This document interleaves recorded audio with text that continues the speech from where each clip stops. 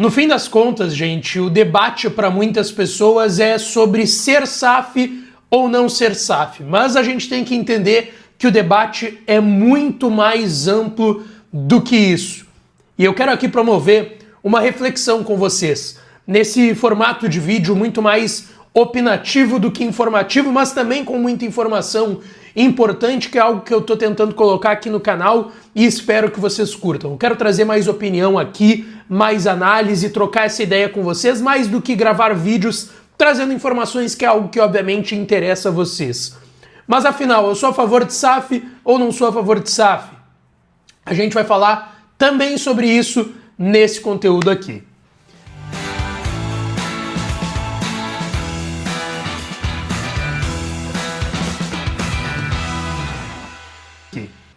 Fala, minha rapaziada, sejam bem-vindos a mais um vídeo aqui no canal. Deixa o teu like, te inscreve, ativa o sininho das notificações para tu não perder nada por aqui. E claro que esse conteúdo e todos os outros têm o apoio e a parceria de KTO, kto.bet.br. Vai lá para brincar, para se divertir. O site é proibido para menores de 18 anos. Se tu não tem registro ainda, vai no meu link que tá aqui no primeiro comentário fixado e faz o teu registro lá na KTO. Eu vou ser sincero, tá, rapaziada? Tá me dando um pouco de inveja, sim, ver um baita campeonato, uma baita competição que é a Copa do Mundo de Clubes, vendo vários clubes brasileiros, 4 clubes brasileiros, 6 clubes sul-americanos, considerando River Plate e Boca Juniors, e pensar que, cara, beleza, o Inter pela Libertadores de 23, que eu acho que o Inter era o melhor time daquela eliminatória ali, quando engrenou para semifinais, o Inter não chegou por questões da bola, mas eu acho que não é só isso, tá, gente? E claro que dá uma inveja em todo mundo pensar, pô, talvez o Inter poderia estar lá, ou até do outro lado, os gremistas pensarem, bom, o Grêmio poderia estar lá. Só que eu tô vendo que o debate tá indo pro lado de, cara, a gente tem que virar SAF. Não, a gente não tem que virar SAF. Eu acho que o debate tá nisso também, tá?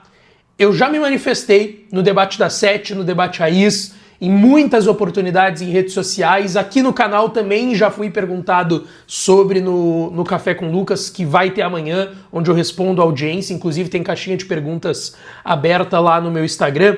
Mas indo ao ponto, tá? Eu sou a favor de SAF. Eu acho a ideia legal, desde que seja uma SAF, obviamente, competente, para que não aconteça o que aconteceu no Vasco da Gama, o que está acontecendo no Curitiba, por exemplo, que é ir lá, bom, preciso de SAF, vou pegar o primeiro bilionário que eu achar, ele vai botar dinheiro aqui e já era. Vou pegar a primeira empresa, ele vai botar dinheiro aqui, já era. Não, SAF é mais do que isso. SAF não é só isso. E eu acho que vale a gente trazer essa reflexão aqui, porque existe a possibilidade de tu ser um grande clube ainda, de tu ter grandes receitas, montar times competitivos, também sem ser SAF. Vamos pegar um exemplo aqui, Palmeiras e Flamengo. Os 2 principais clubes do Brasil não são SAF. A questão é que foram clubes que se reorganizaram. Souberam se reorganizar de formas diferentes, mas semelhantes, sendo ainda clubes associativos e não sociedades anônimas do futebol. O Palmeiras, através de um grande investimento lá atrás do seu ex-presidente Paulo Nobre, para depois vir a Crefisa, e hoje o Palmeiras tem uma das maiores rendas de clubes, só atrás do Flamengo no Brasil, sem agora precisar do investimento de um grande mecenas, como era lá atrás o Paulo Nobre, sem precisar de um grande investimento da Crefisa, que dava dinheiro para o Palmeiras contratar jogadores com juros, e aí depois o Palmeiras teve que ir lá e foi pagando a Crefisa, mas foi o jeito que o Palmeiras conseguiu se reestabelecer no cenário nacional, e aí modernizou tudo que tinha dentro do clube, formou jogadores e vendeu de forma milionária. Tem a maior venda de um zagueiro da história do futebol brasileiro, que foi o Vitor Reis, para o Manchester City. Tem agora a venda do Estevão para o Chelsea e vários outros jogadores que o Palmeiras vendeu recentemente. E aí é um alvo de muitos patrocínios, montou times fortes, conseguiu trazer um baita técnico com uma boa gestão profissional, foi multicampeão, dinheiro de tudo, patrocínio, renda, sócio-torcedor, premiação de competições, Tudo isso a partir de uma gestão que foi profissional e que conseguiu se reequilibrar, claro, com um empurrãozinho lá da Crefisa, do Paulo Nobre lá atrás. Mas teve uma gestão profissional que se restabeleceu. O Flamengo, que roeu o osso. Flamengo que comeu o pão que o diabo amassou. Vamos lembrar, o Flamengo sempre foi um grande clube do principal centro, lá do Rio de Janeiro, onde todo mundo olha para o Brasil, pensa em Rio de Janeiro antes de São Paulo, Minas, Porto Alegre, Rio Grande do Sul, no caso, Paraná, todo mundo sempre olhou para o Rio de Janeiro. Então o Flamengo sempre foi o alvo, com a maior torcida do Brasil, ao lado da torcida do Corinthians. E o Flamengo, com a gestão do Eduardo Bandeira de Melo, Eduardo Bandeira, enfim, lá em 2013, conseguiu até um título de Copa do Brasil com um time horroroso, ainda se adequando. De 2013 até 2020, o Flamengo reduziu quase na metade a sua dívida. O Flamengo tinha uma dívida menor do que a do Inter, por exemplo, hoje, que passa aí os 800 milhões, era uma dívida de 750 milhões. O Flamengo conseguiu reduzir essa dívida para 400 milhões em 2020. Reduziu mais ainda com novas conquistas, novos títulos. Tudo isso sendo um clube associativo, que conseguiu se reestruturar sem ser SAF. Então, repito, eu acho que a questão não é ser SAF ou não ser SAF. A questão é modelo de governança, que hoje, aqui no Rio Grande do Sul, é muito retrógrado. Não tem o que se discutir. A gente tem que mudar o modelo de governança de Grêmio e Inter, dos dois clubes, se a gente quer ver os clubes gaúchos de novo em elevados patamares. A questão que eu opinei, inclusive, recentemente no debate da Sete é que eu não vejo isso acontecendo nos clubes daqui. Então talvez o caminho tenha que ser SAF, porque eu não vejo isso acontecendo aqui. Se SAF eu já acho que vai ser muito difícil, porque tem 300 conselheiros no Inter, por exemplo, mais de 300 no Conselho Deliberativo. Obviamente não, mas como tudo acontece no Inter quando vai para o âmbito político, se gera muita dificuldade, a votação das debêntures, a votação de Liga Forte ou Libra, tudo gera uma grande dificuldade. Imagina quando for para ser SAF, mas igual, a gente não pode ficar na inércia que a gente está e aceitar tudo isso sem o Inter ter muitas vezes times competitivos, ter às vezes times competitivos, mas nem perto do que os outros clubes grandes do Brasil fazem, ou o que muita gente é a favor, eu não sou, que é, vamos gastar os tubos, montar um puta time, não pagar ninguém, vamos ganhar um ano, só que aí, e no outro ano? Vai fazer como? Se tu não vai pagar, tu vai conseguir manter esse time competitivo? Não vai. Não vai, desculpa, hoje em dia não vai. Não vai. Deixa eu pegar um exemplo para vocês. Receita dos clubes da Série A em 2024. Flamengo, 1,3 bi. Palmeiras, 1,2 bi. Corinthians, que tá numa pindaíba desgraçada, mas é um clube que todo mundo olha lá em São Paulo, com uma das maiores torcidas do Brasil, só atrás do Flamengo, 1,1 bi. E aí mostra como a gestão do Corinthians é ruim, muito ruim, porque um clube que tem receita de 1,1 bi não pode estar na situação que tá. Mas vamos lá. São Paulo, 731, ou seja, do terceiro pro quarto do Corinthians pro São Paulo, a gente tá falando aí de, 400 milhões de diferença de receita.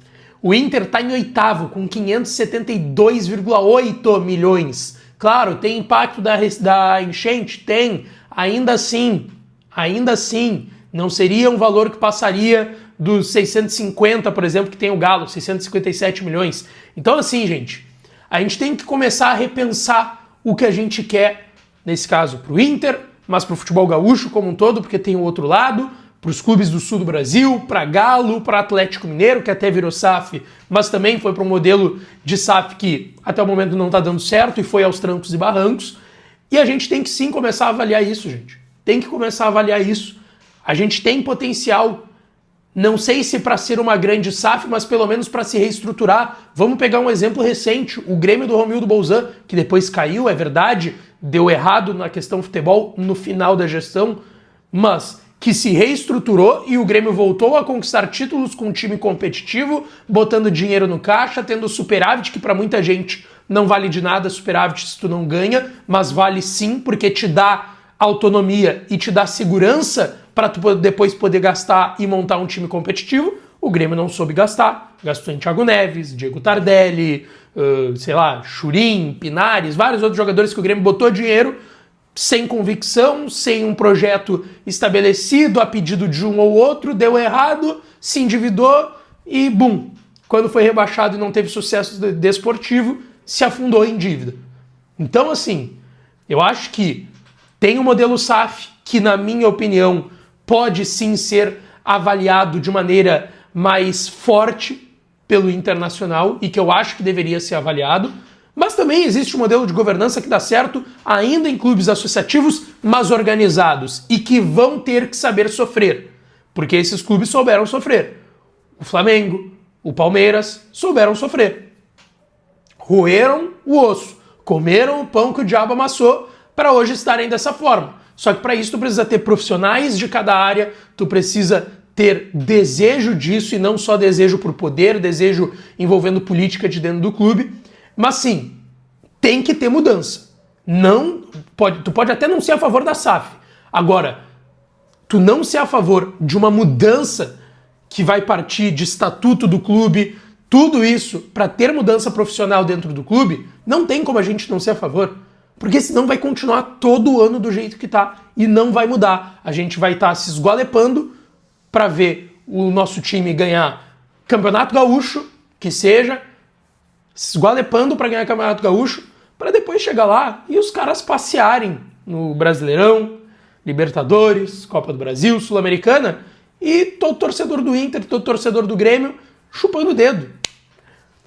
Se tu vai vir aqui para me xingar, prefiro que nem comente, tá? Nem comenta, não precisa comentar. Agora, vamos fazer um debate sério.